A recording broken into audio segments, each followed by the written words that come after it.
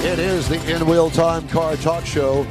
Just ahead, paperback writer Jack Nerad.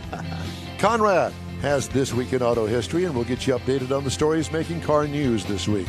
Howdy, along with Mike out of this world, Mars, King Konrad DeLong. We need more Jeff Seekin. I'm Dot Armstrong. Thanks so much for joining us on this Saturday live edition. Okay, are we all ready? For Paperback Writer. Paperback Writer. You're not joining in. Paperback Writer. Here he is. Oh, boy. Look, hey, at least I am not a Beatle.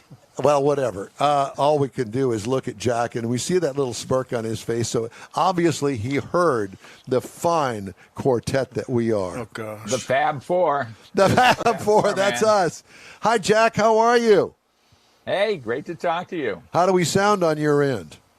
About the same. I think, just about the same. Well, that's good. I mean, is that a good thing? I mean, I think so. Do you have enough volume? Are we distorted? I mean, do you want us to sing another song? Do we have our makeup on right? No more distorted than usual. Okay, well, there you go. Are looking a little, distorted. We're going to do Freebird next. Yeah. Okay, can't wait for that. Distorted. Well, that's kind of our modus operandi.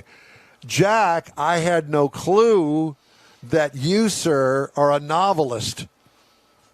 Well, I'm a writer, and I have been for a long, long time now. And this is really my first novel. I've written a lot of nonfiction books, and I've written some true crime books. And this is my first novel. It's a crime novel.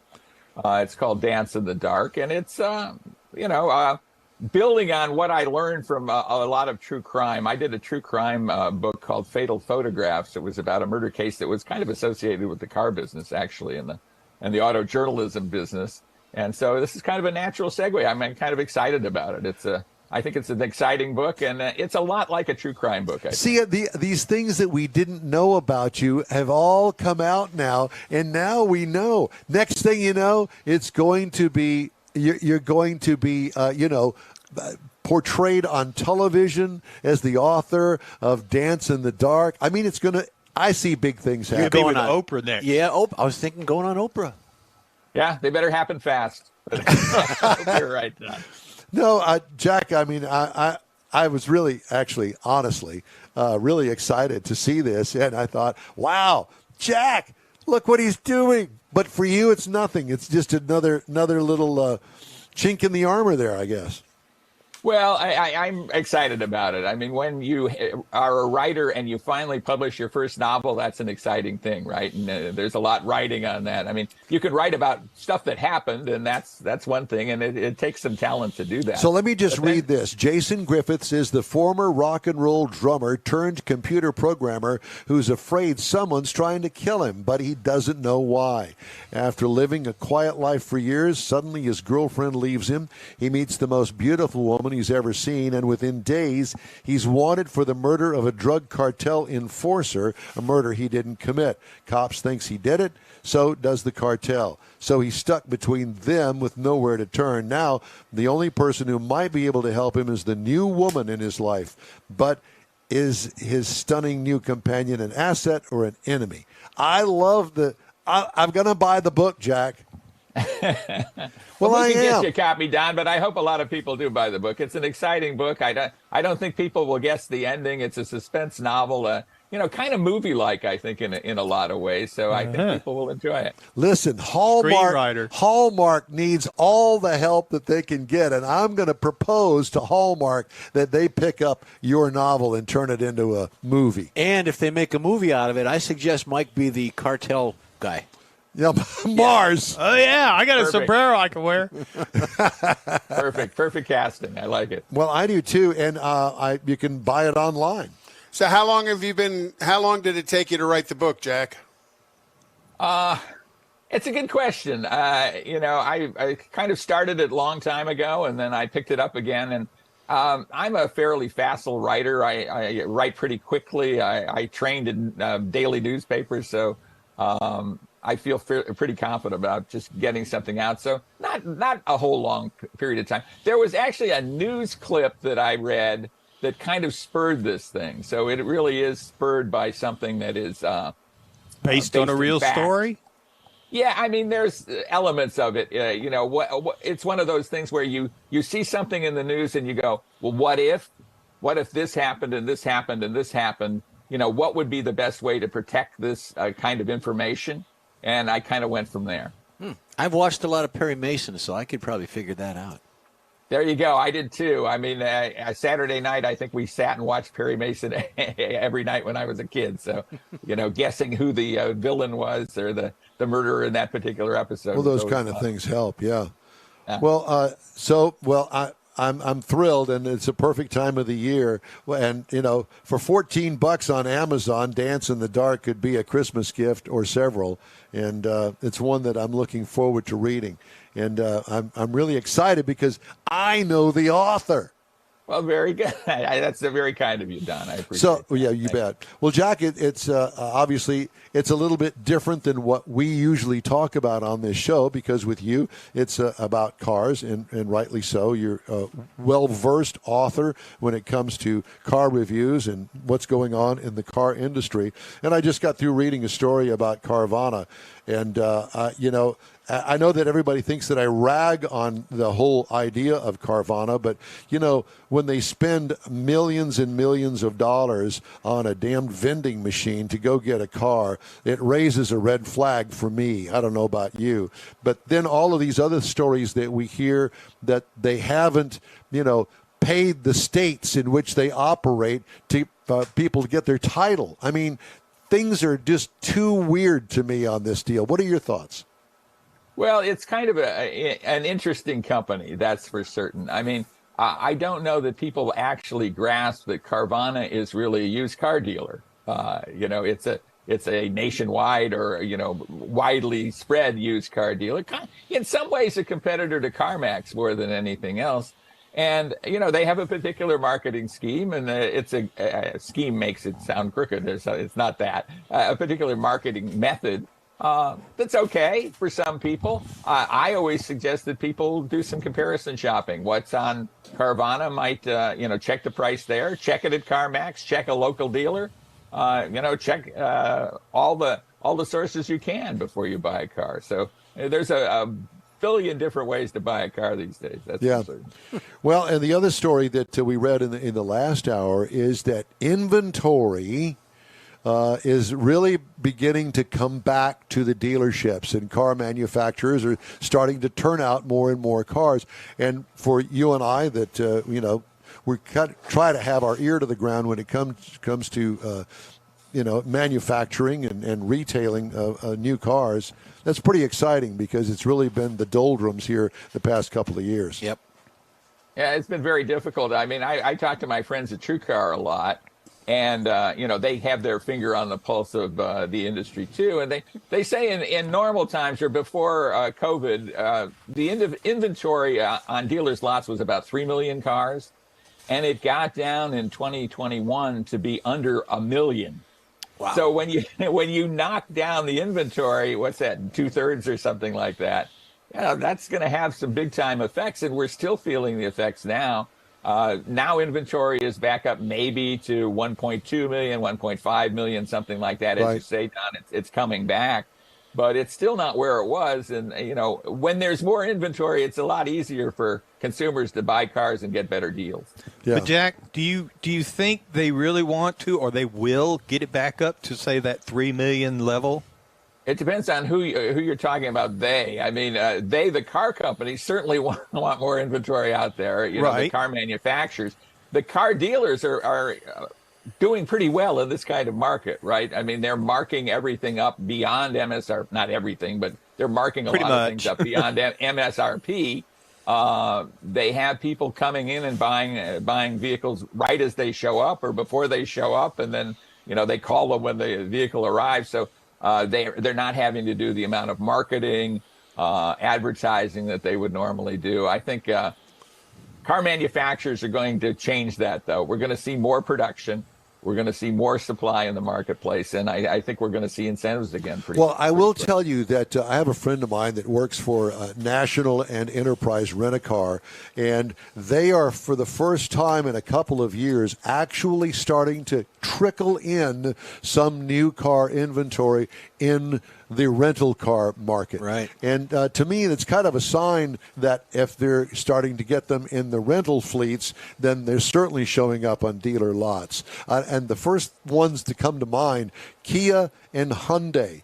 And apparently they're doing quite a good job at cranking out as many as they can, and they actually have inventory on dealer lots. Yeah, they're doing a good job. And, the other side of the coin is a company like Honda. I mean, they really suffered and their sales are way, way down. And it's not like there's anything wrong with their vehicles. They're just a great deal of difficulty dealing with supply chain issues. So like you say, Hyundai and Kia doing a good job, cranking out a lot of vehicles. And those are certainly vehicles to look at if you're buying one. But others are still suffering from this big time. Do you think the Hyundai Kia thing is somewhat related to the chip manufacturing in Korea? Well, I think and their access to it? Yeah, they have great access, right? I mean, they're such the dominant company in South Korea, Hyundai Corporation overall. So they have better access, I think, than some others to those important parts like chips. What do you think about what's happening in the EV market? That seems to be all the rage these days. But I also read recently that inventory is up. And so that means to me that if you can go to a dealer and buy EVs now off the lot, that is the EV phenomenon kind of waning just a little bit in your eyes and estimation?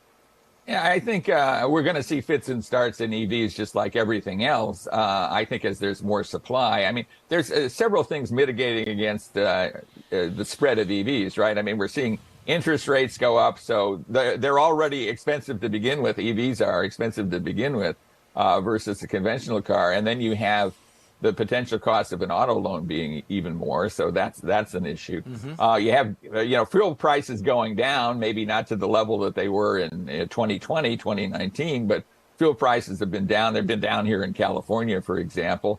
And I think high fuel prices were spurring people. When gas was $7 a gallon here, a lot of people looked at EVs. With gas being now $4.50 a gallon, I mean, you guys probably scoff at that as being low, but that actually seems pretty good, and a lot versus what it's been. And a lot of people are going, well, I'm not sure an EV is right for me right now. Well, not only that, I will tell you that passed a gas station just this morning early, and price of a gallon of gas at a name brand retailer, $2.52 a gallon here in the Houston area. I'm not trying to make you jealous or anything. No, but I hit 241 yesterday at the HEB. And the difference for cash versus credit card also, there's like a 10-cent difference. Yeah. But, I mean, that's here in Texas where we make the gas. So, But that well, and happily you're still making the gas. I mean, that's the good thing. Amen to that, yeah. So where is your book available right now? I'm sorry, I didn't hear the first part of that. Where is your book available today? Amazon. It's available on Amazon and at emlancy.com, which is the publishing company, emlancy. So are you coming in the studio for a book signing? We would love to have you here. I'd love to be there. I'd love to be with you guys. It would be a lot of fun. And, I'll make sure you get the copies of the book. Do you ever come to Texas? I do, but I come to Dallas and Fort Worth. I have a daughter who lives in Dallas, and I have another who lives in Fort Worth. They're both out of college. They both went to school in that area, and they love Texas. So, we get to Texas quite a bit, actually. Well, not to Houston, though. Yeah, I hear you. Well, I think that what we could do is plan a date somewhere in the middle. I'm thinking San Antonio. We could party like no tomorrow. On the Riverwalk. On the Riverwalk. Or Woodlands. And we'll go ahead and get the sombreros and the tequila shots on the river. And we'll rent one of the boats just for us. I'd love to do it. I'd love to sit in with you guys sometime. I think it would be a blast. I always have such fun when I'm talking to you, and it's a highlight of my week. Yeah, I'll bet. I'll bet it is. Liar. Particularly when I'm it's telling the 7:30 truth. his time. Maybe I have an empty life. I might admit that, but His new book's going to be Lies in Cars. Lies in Cars. Jack, we love you, man, and we're really excited about your new book. I did want to touch on one other thing with cars. I know that last time we talked, we were working on the the Car of the Year, and I know that you're on the board there of the Car of the Year awards. Has that where do we stand on that? well, we have named the finalists in North American Car of the Year, North American Utility of the Year, and North American Truck of the Year. So there are 3 contenders in each of those categories. And on January 11th, outside Detroit, I think we're actually going to do it in Pontiac, Michigan. We will be naming the Car of the Year, the Utility of the Year, and the Truck of the Year. So that's coming up. We're excited about it. We're in the final stages of judging, and then we do an election, basically. We have a balloting, a secret ballot that's audited by a big 8 accounting firm. You can tell us. Yeah, I don't know. I mean, if I knew, I wouldn't tell you, but I don't know, so I can't tell you. And we haven't had the balloting yet, so we're a ways off. How many people are involved in? There are 50 jurors. 50 jurors.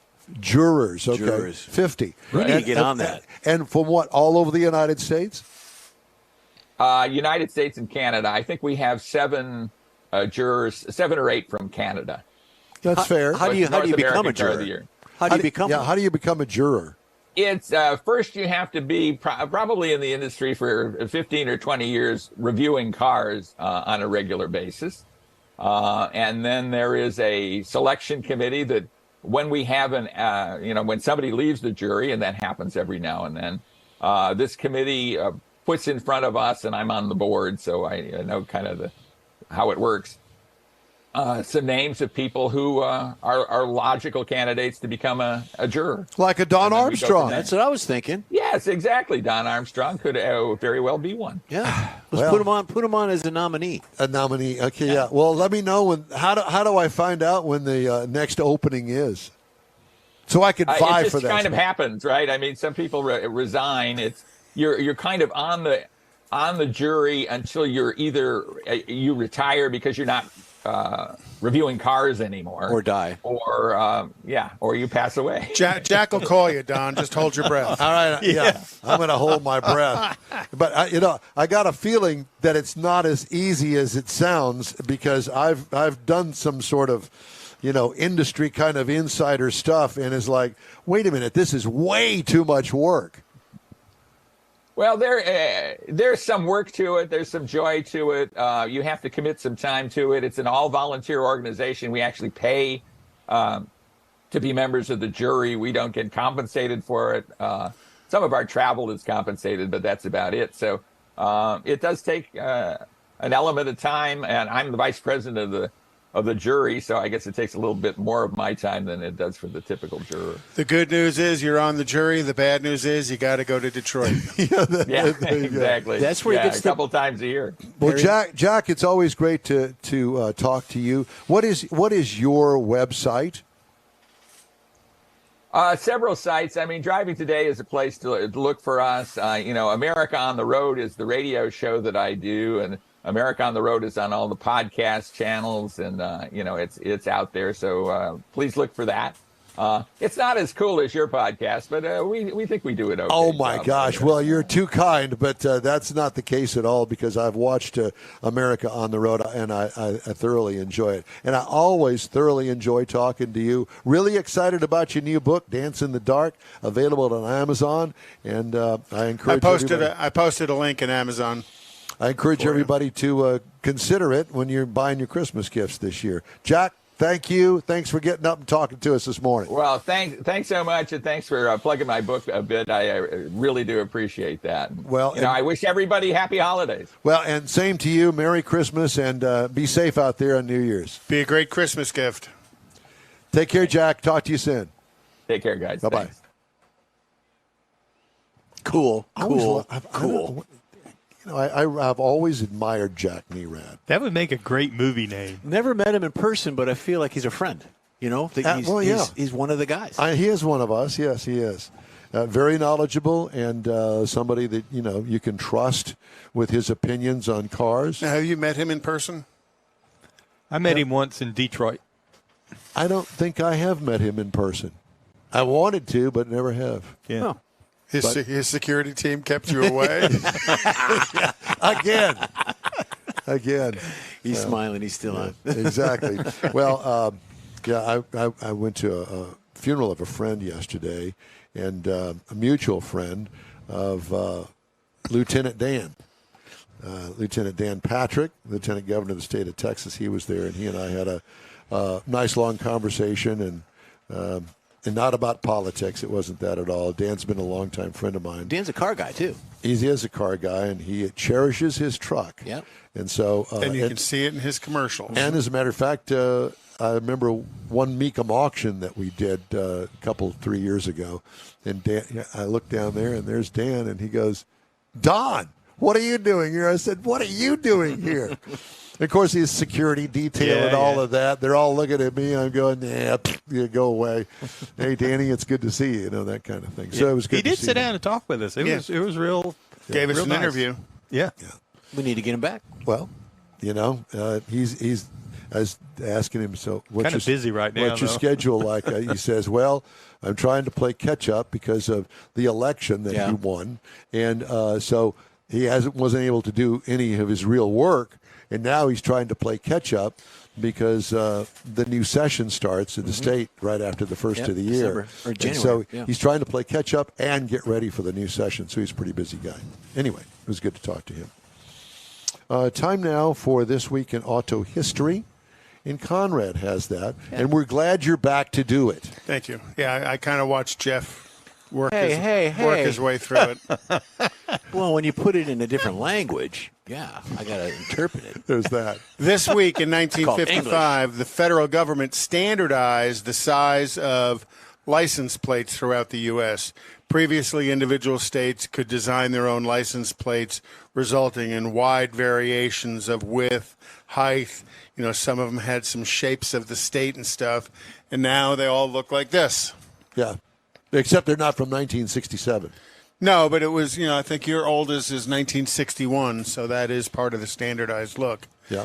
In 1963, the Studebaker Brothers Manufacturing Company which was started during the Civil War, was the world's largest manufacturer of horse-drawn carriages. When the automobile came along, Studebaker converted its business from carriages to becoming an automaker, but the brand couldn't keep up with its competitors despite a 1954 merger with the Packard Motor Company. So this week in 1963, the last American-made Studebaker was produced in South Bend, Indiana, and then they closed forever. And this was their Studebaker Lark. That is actually a picture of their last car that they made. Studebaker made some creative cars. They actually made a Lark station wagon. I love it. With a movable rear roof that kind of made it into a freak! bit of a pickup truck. That's like a freak. No. The Queen of England had a Land Rover that had that particular. Well, you got to style. remember, Buick actually made something like that in the late '90s, early 2000s. I like it with a roof that would open up and allow you to stand tall stuff. What a dream! Like a So did refrigerator. GM, and how did that work out for him? It sucked. In 1971, General Motors recalled 6.7 million vehicles that were vulnerable to motor mount failure. It was the largest voluntary safety recall in the industry's history. And then in 2015, Takata said, "Here, hold my beer. Watch this." Yeah. In 1979, the last Pacer was produced by American Motors Company. The bubble-topped Pacer was a reasonable, popular economy car, though its Jetson-styled body attracted flack from the car critics and stand-up comedians alike. What an ugly thing. There's nothing Jetson about that. I know. Anita Martini actually had one of those. We all made fun of her for it. And then in 2003 this week, Seattle preservationists loaded up the city's iconic Hat and Boots Texas gas station onto a tractor trailer to drive it away from the spot where it had stood for 50 years to move it into a preservation park. A preservation park. Yeah.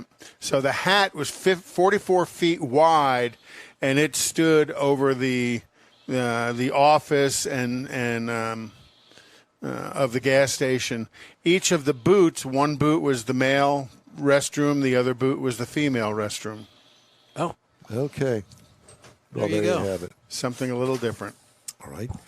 You done? And then in 1947, the National Association of Stock Car Racing was founded at the Streamline Hotel, which was actually the first picture we saw there, in Daytona Beach, Florida. Yeah. We noticed that it was the first one. Yeah. We're going, what is this about? yeah. Yeah. Okay. That is this week in auto history. Well, it was good. Very good. I enjoyed it. Is that motel still there? yes. It is. Streamline. It's been much updated. Well, I would hope so. Especially those mattresses. Woo. Hot sheet. Oh my goodness. Well, I don't want to get it. I had a news story, but I'm going to save the news stories for next next hour because there's too many good ones. All right. Are you guys good with that? Yep. I'm Okay. good. So it's time now for a quick break here, and we'll be right back. You're on the In Wheel Time Car Talk Show on iHeartRadio. Starting to work on your Christmas calendar? Be sure to add the next Tailpipes and Tacos Cruise-In Saturday, December 17th. You'll want to attend Tailpipes and Tacos Christmas Edition at the Loopy Tortilla in Katy, 8 to 11 a.m. It's the only place cruisers compete for Loopy's Chili Pepper trophies and other prizes. There's no charge to enter your vehicle for Best Hot Rod, Best Classic, or Best Modern Classic. Tailpipes and Tacos is Houston's coolest and most unique cruise-in and is your opportunity to see the best hot rods, show cars, classics, and resto mods. And get Loopy Tortilla breakfast tacos with adult beverages. There's no entry fee and cars will automatically compete for those much sought-after custom Loopy trophies and other prizes. It happens at the Loopy Tortilla Tex-Mex in Katy on the Grand Parkway at Kingsland Boulevard, just south of I-10. It's the Tailpipes and Tacos Christmas Edition, Saturday, December 17th. The In Wheel Time Car Talk Show will be there too. Celebrate the Christmas season with friends and family at Tailpipes and Tacos. Saturday morning, December 17th, 8 to 11. We'll see you then, weather permitting. Want to take a minute to tell you about Gulf Coast Auto Shield, a Houston detail company like no other. Gulf Coast Auto Shield offers paint correction services that'll give your car, truck, or SUV a like-new shine. Afterwards, you'll want to protect it with a professionally installed nano-ceramic coating or protection film. Worried about your very expensive windshield getting damaged, broken, or cracked? Let Gulf Coast Auto Shield install ExoShield, a windshield protection film. Give John Gray a call today or check out their website, gcautoshield.com. Hey, whether you own a new, ultra-expensive, exotic, or a 5-year-old Suburban, Gulf Coast Auto Shield will help keep your investment looking like the day it rolled off the assembly line. Gulf Coast Auto Shield is conveniently located on the South Sam Houston Parkway, just south of I-69, the Southwest Freeway. Meet the staff and check out all of their services online right now at gcautoshield.com. The In Wheel Time Car Talk Show is now part of the iHeart family. Now you'll have access to 24/7 Car Talk anytime you need a fix. Just download the iHeart Radio app and ask for In Wheel Time Car Talk, and there we are. Be sure to save us in your iHeart library for instant access. No matter where you are, you have the best Car Talk Show right on your PC, laptop, or mobile device and never have to worry about finding us again. Of course, you can always get access to our video and audio streams via InWheelTime.com and your favorite podcast channel, and all of this is free to you. From the iHeart Radio app, you'll not only hear our Saturday morning live show, but the best shows of the past, updated weekly. Never miss a minute of up-to-date new car reviews, pre-owned reviews, Konrad's Car Clinic, informative interviews, automotive news, and the most fun car talk show on the planet. Just download the iHeart Radio app, search for In Wheel Time Car Talk, save it to your library, and with a tap of the icon, you'll be in touch with your favorite Car Talk team. In Wheel Time Car Talk, streaming now on iHeart.com/InWheelTimeCarTalk.